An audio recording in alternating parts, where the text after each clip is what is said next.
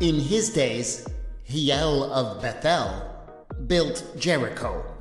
He laid its foundation at the cost of Abiram, his firstborn, and set up its gates at the cost of his youngest son, Segub, according to the word of the Lord that he spoke by Joshua, son of Nun. That Bible verse from the first book of Kings has fascinated me ever since I first read it. There is so much going on. An entire tragedy filled with hubris and grief in just those few words. I was aware, of course, that this verse in the first book of Kings was referring back to the famous story of the destruction of Jericho in the book of Joshua, which ends with Joshua uttering this curse. Cursed before Yahweh is the one who undertakes to rebuild this city, Jericho. At the cost of his firstborn son, he will lay its foundations. At the cost of his youngest, he will set up its gates.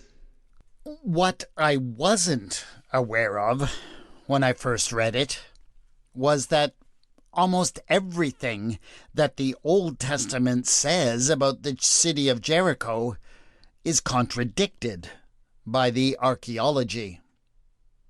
There isn't actually any archaeological evidence for the story of the conquest by Joshua to begin with. But if it had happened, at the time of the conquest, the city of Jericho was scarcely even inhabited. Though it was an ancient city that had been established and destroyed numerous times, it was not destroyed in the time of Joshua, if Joshua even existed. And as for the story of Hiel of Bethel, attempting to resettle the city in the 9th century, there is no archaeological evidence of a rebuilding at that time. The city did not become a major population center until the 7th century, after the Kingdom of Israel had been destroyed. So there are definitely historical problems both with Joshua's curse of Jericho and with Hiel's rebuilding of it. But there are also some things about the story that ring true for me. The reign of King Ahab was a time of unprecedented prosperity in the Kingdom of Israel. The archaeology is also clear about that. And that prosperity was driven by trade. One of the key trade routes would have led across the Jordan River somewhere close to Jericho. So, doesn't it make sense that at that time, a wealthy man from Israel, maybe someone from the very important shrine of Bethel, may have decided to create a settlement at a place like Jericho in an attempt to control and get a piece of that trade? And if that attempt was made, I'll bet that it was a costly and risky attempt. Perhaps it was even doomed to eventual failure. But if someone did try, I'll bet that made for quite a story. This is that story. This is Retelling the Bible.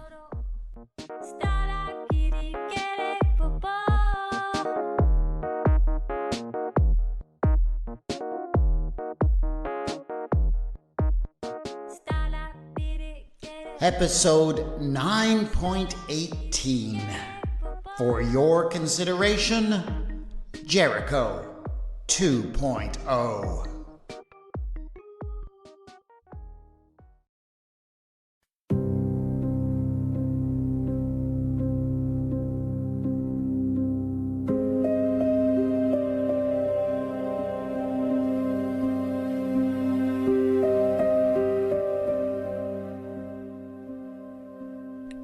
Ever since the days of Omri, the father of the present King Ahab, the kingdom of Israel had been enjoying constant economic growth.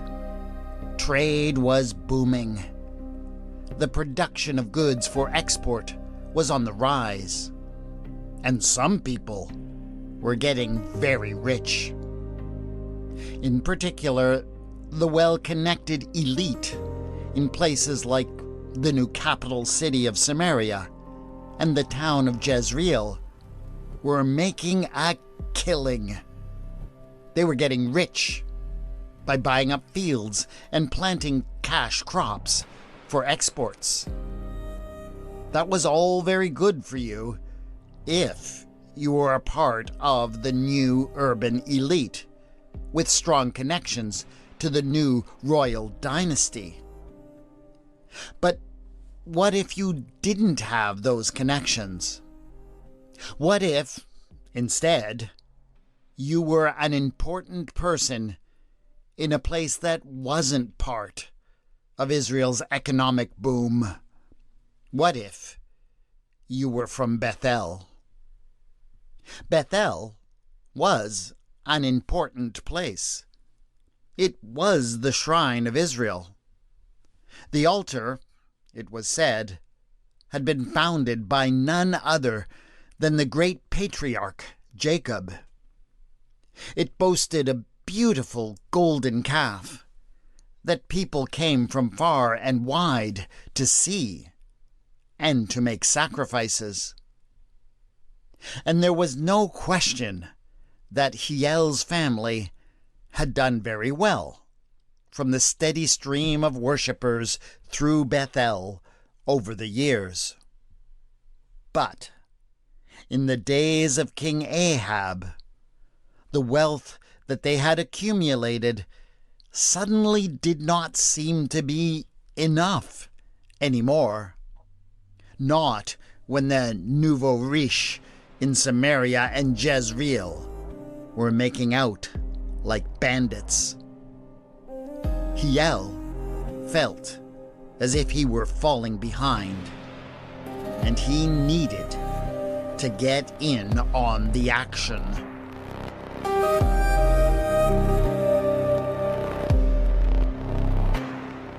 Hiel gathered his family, his wife and his 2 sons. As he looked at his sons, he reminded himself that he was doing this for them. Abiram, his eldest, was a fine boy who was just about to become a man. His younger brother, Segub, was a few years behind him. They were both intelligent and handsome. They deserved more than just to be the leading citizens of Bethel.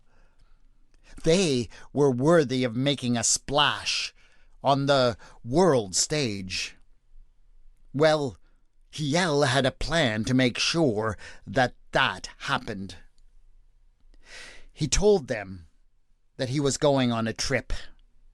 He would be gone for several weeks because he was going out to walk all of the trade routes that passed through Israel.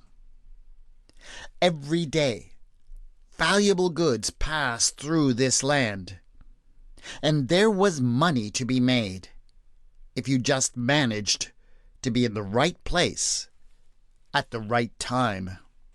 Well, he was going to go out and find the right places, and he was going to watch the flow of goods to discern when the right times were. He was going to find the perfect place to establish a settlement or a trading post that would be the foundation of a fortune that would change all their lives. His wife and his sons foolishly tried to talk him out of it. They protested that they loved their hometown of Bethel and the sanctuary there. They had everything that they had ever needed. Why risk losing what they had for a dream that might turn out to be nothing? But of course, Hiel would hear none of that. The next morning, he had packed up everything he would need, and with 2 slaves to accompany him, he headed out to find the future that he had been dreaming of.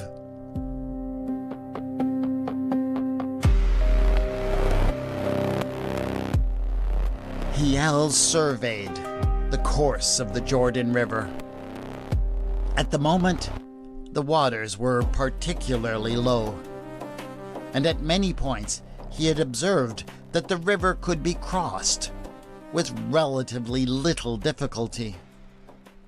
But he also knew, from talking to several of the local people, that the river did not always flow so slowly. The river was quite unpredictable, and when the water was high, there were only a few places where it was always safe to cross. Apparently, one of those places was just a little bit further upstream from here, and Hiel was on his way to find that spot. As they came around a small bend in the river, he found exactly what he was looking for.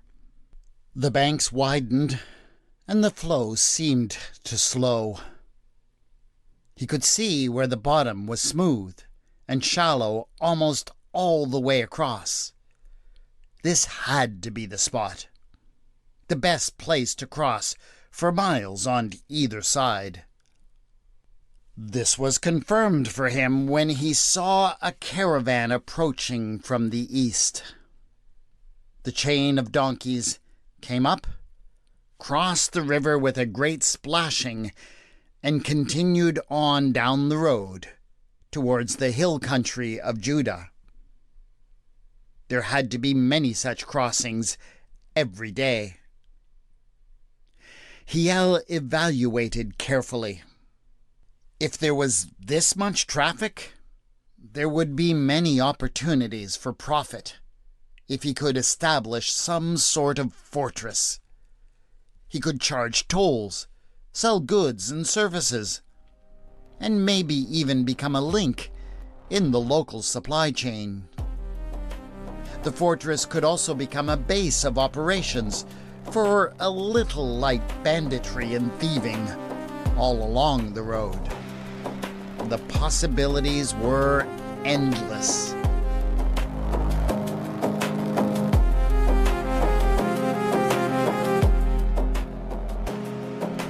The local that Hiel had hired took him just a little way down the road and showed him a small settlement that he called Jericho. It was on a hill overlooking the road. Hiel thought that this site seemed very promising. As he walked around the settlement on the top of the hill, he began to notice something interesting. All over the place, there seemed to be indications that this settlement had once been larger than it was now. He saw half-buried stones laid out in straight lines. He could make out crumbling towers and buildings overgrown with vines. Clearly, he was not the first to think that this site might be an excellent place for a fortress. Others had built here before. That seemed promising. But it also raised a red flag. Whoever had built here before had failed. Their fortress had fallen. If he were to emulate them, would he fail as well? Hiel was a prudent man. He decided that he needed to learn more of the local history.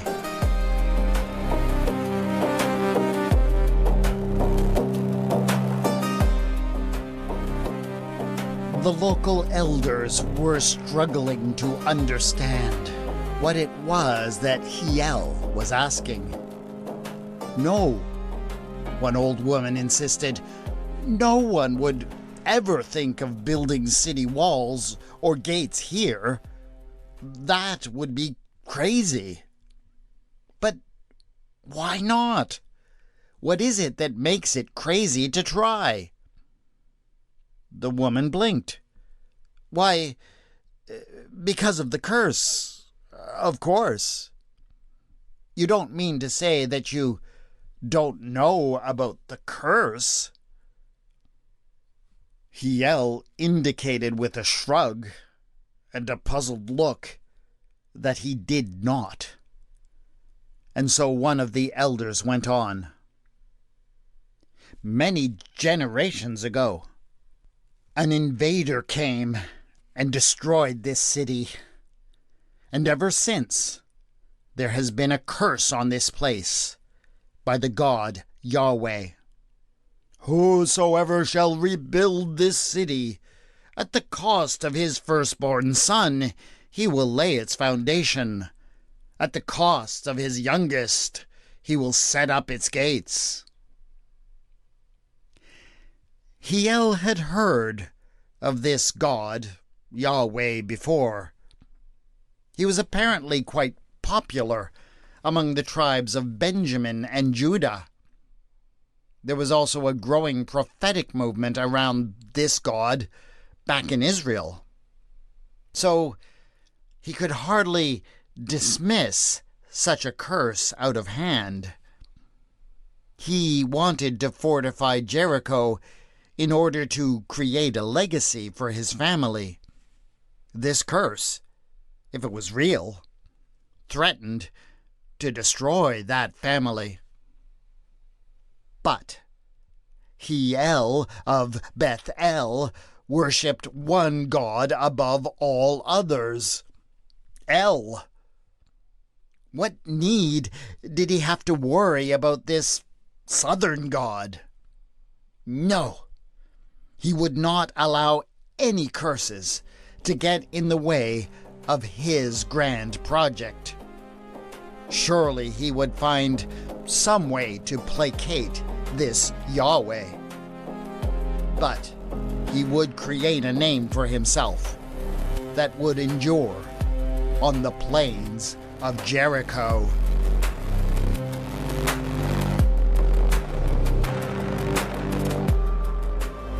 Hiel sold most of his possessions in Bethel.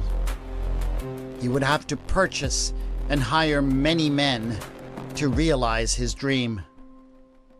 He packed up his family and took them down the road. He ignored their tears and their protests. Didn't they understand that he was doing this for them?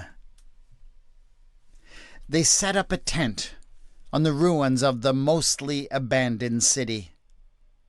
And the very next day, he set his men to begin the preparations of the site. Shaped and unshaped stones were littered all over the hilltop, so they would not need to use a quarry until the work was advanced. The man began by making piles of stones, sorting them by size and shape. And then, after a few days of preparation, it was time to begin building. He gathered everyone on the evening before the foundation for the wall was to be laid. He brought together his family, all of his servants and workers. He had also invited the few families who lived here, but they had apparently chosen not to come. They were probably foolishly worried about the curse. His workers didn't seem too happy to be here either. They had no doubt picked up a great deal of the local news and gossip already. He noticed that some of them made signs and gestures to ward off evil influences. Well, Hiel meant to set everyone's fears to rest. He brought forward the beautiful heifer that he had brought along for the sacrifice, and declared that it would be sacrificed to Yahweh to earn his favor. He had attempted to find a local priest to conduct this sacrifice and make sure that it was done in a way that would please the god. But they had all refused. Their loss, of course. He would just have to do it himself, and they would miss out on a priestly portion. He was deeply disappointed with the local people. They seemed to have no enthusiasm for his project at all. Whatever he suggested, they just replied that it couldn't be done, or it wouldn't work. They were probably just jealous, of course, upset that they hadn't come up with this brilliant plan themselves. Well, he wasn't going to let their lack of vision slow him down. He took up the knife, and with a look of triumph on his face, slashed the beast's neck. The auspices did not go well after that. The animal thrashed around in its death throes in ways that certainly seemed to portend some sort of disaster. But there was no priest to interpret its movements, so who was to say that it meant anything? The main thing he told his family over the feast afterwards was that the beast had died, and the god had had his due. Surely Yahweh would leave them alone now, as the building began in earnest.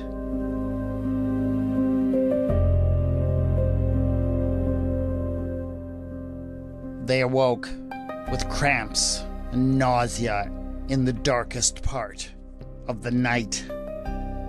Something was not quite sitting right from the feast, and Hiel told himself that it had nothing to do with the fact that the animal had not been inspected or butchered by a professional priest. For the most part, the sickness was short-lived. Most everyone who had eaten was feeling better within a few days. But Abiram, his eldest son, did not recover with the rest. He lay in bed for days, unable to keep any food or drink in his stomach. He grew weaker and weaker. Hiel prayed to El, and he prayed to Yahweh. He prayed to every god he could think of, but none of it seemed to be of any avail. Abiram slipped away in his sleep a few days later. The next morning, Hiel's wife rose early. She took her son's body and her younger son, Segub, and announced that they were leaving. She would take her son to be buried in the family tomb in Bethel, and she would remain there in her father's house with Segub until such time as Hiel had given up on his foolishness. She rode off with many a dark look behind her. Hiel could also feel the eyes of his hired man staring at his back. None of them wanted to be part of a cursed project. The local people wouldn't even talk to him anymore. But Hiel had already decided that he was not going to let any of their silly superstitions stop him from achieving his great goal. He had already spent too much on this project, both in terms of his wealth and also in terms of his son. How could he walk away now? He was, however, pleased enough that his remaining son was returning to Bethel. Surely the god of this place and his curses would not be able to reach him there. Not while he was under the protection of the sanctuary of El. And so, as soon as his wife and son had disappeared over the crest of a hill, he turned to his men and, despite all their protestations, ordered them to immediately get back to work.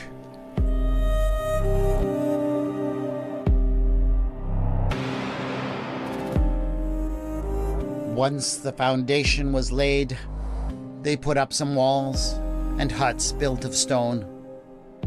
It was not yet the city that Hiel had envisioned by any means, but it was enough for him to begin some operations. He established a toll booth near the Jordan and began to demand that traders and other wealthy travelers pay for passage. When he was asked under whose authority he was collecting tolls, he dropped the name of Ahab, son of Omri, who was becoming well known throughout the region. Now, Hiel had not obtained a contract from Ahab, had not even attempted to request one. He figured that Samaria was a long way away, and he was sure that by the time Ahab caught wind of his operation and sent some officials, he would be able to bribe them with some of the profits he had made. The only other king in the vicinity was Jehoshaphat of Jerusalem, and Hiel felt certain that he would not cause him any trouble. His Judahite kingdom was very small, and did not dare to do anything without the permission of King Ahab. At first, some of the traders refused to pay. When this happened, Hiel simply warned them that the Jericho road was getting very dangerous these days, and he was very sorry that he wouldn't be able to help them should anything go wrong. That was where the other part of his operation would step in. The bandits also made their base in Jericho, but their movements were kept top secret. They would deliberately target those who had refused to pay. And so the message quickly got across to everyone who traveled that way that it was simply easier and ultimately cheaper to just pay the damn toll.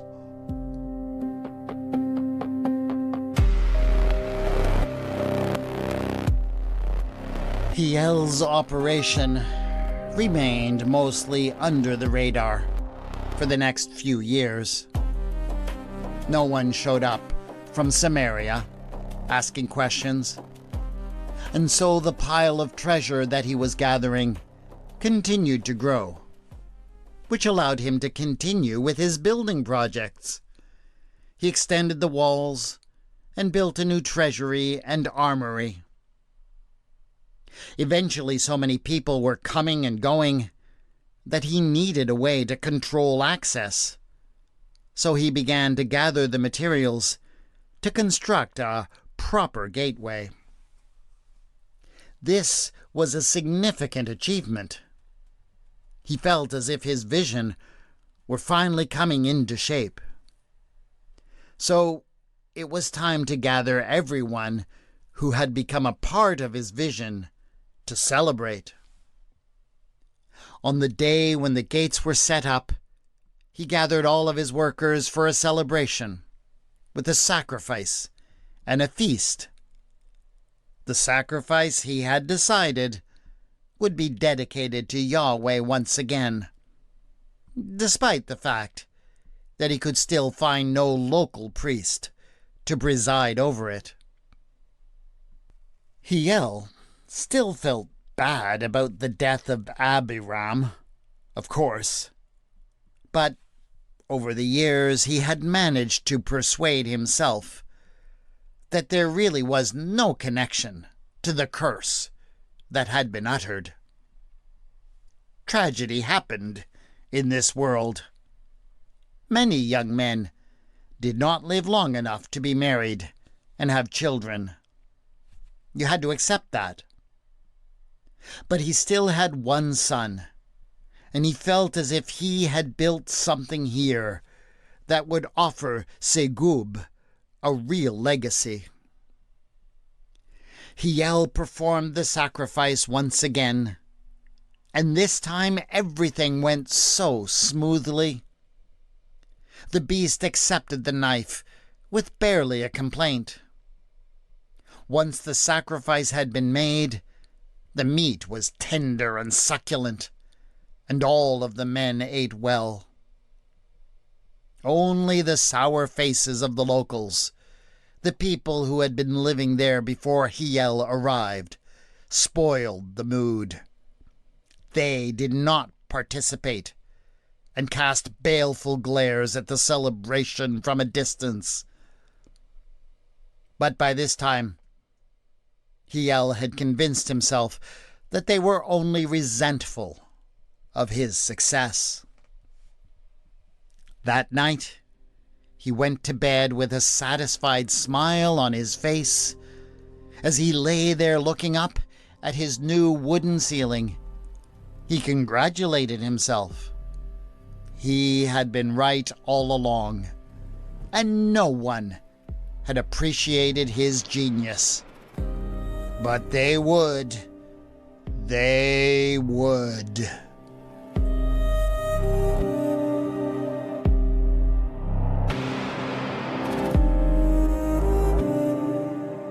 The messenger arrived from Bethel early the next morning. As soon as Hiel saw him, he recognized him as a distant cousin, and a feeling of dread settled over him. He had no idea. The message from his wife was brief and to the point. Segub, now a young man, whom Hiel had not even seen for years at this point, had been assisting in a harvest just a week ago. There'd been a small incident, a complete accident, everyone agreed. He had received a small cut from someone else's knife as they gathered the grain. They hadn't even thought very much about it at the time. But in the days that followed, Segub began to run a fever and became confused and disoriented.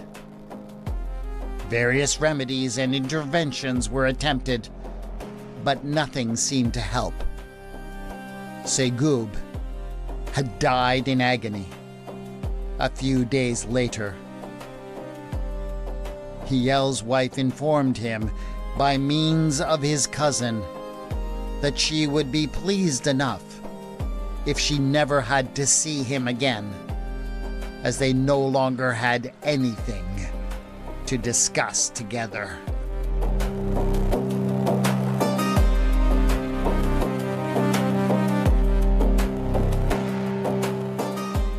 Hiel tried to convince himself that he was not the cause of all the misery that had befallen his family. It was just by chance that both of his sons had died. One when the foundation was laid for the city, and one when the gates were erected. He did not succeed. After that, the spirit went out of him. He could no longer find the will to continue the toll collecting or the banditry. One day, he just wandered away from the city and was never seen again. After that, the men he had hired drifted away.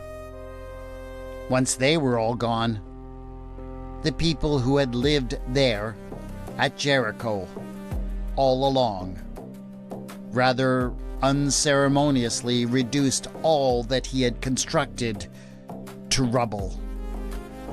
In order to avoid any of the effects of the curse falling upon them, they intentionally spread the stones across the Jordan Valley. They did everything they could to consign all his efforts to oblivion. Only then did they fall back into the regular routine of their daily lives, as if Hiel of Bethel had never come to Jericho at all.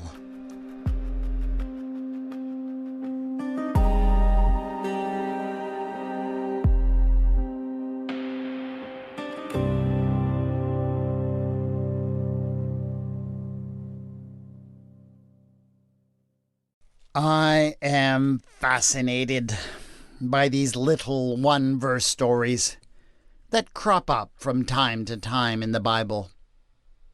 I have told a few others in the course of this podcast, including 8.7, the streaker in the garden, 6.25, the guy who wouldn't hit another guy and so was eaten by a lion, and the classic 2.8, 100 prophets, 2 caves.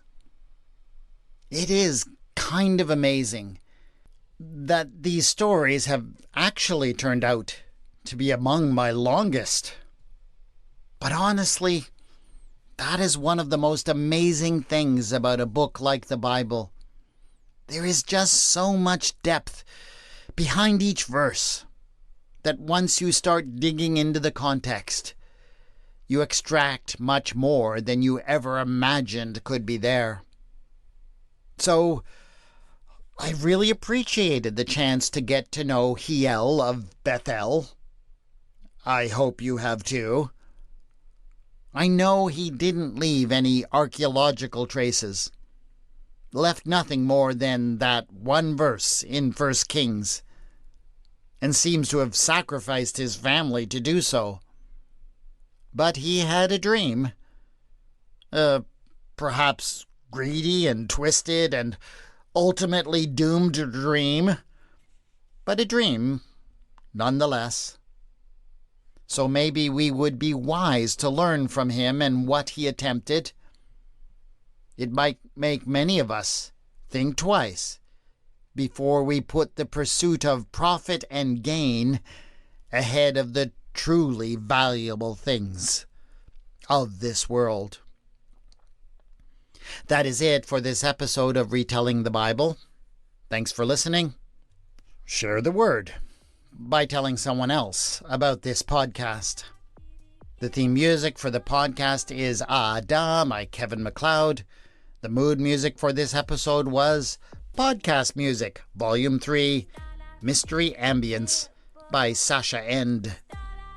The music is licensed in the Creative Commons and can be found at incompetech.com and at nd.app, respectively. Contact me on Bluesky at Retelling the Bible and on the Facebook page Retelling the Bible. Show notes for this episode have been posted at retellingthebible.wordpress.com. Thanks again to my Patreon supporters. Go to patreon.com/retellingthebible to join them in supporting this podcast. This is Retelling the Bible, and I have been your storyteller, W. Scott McCandless.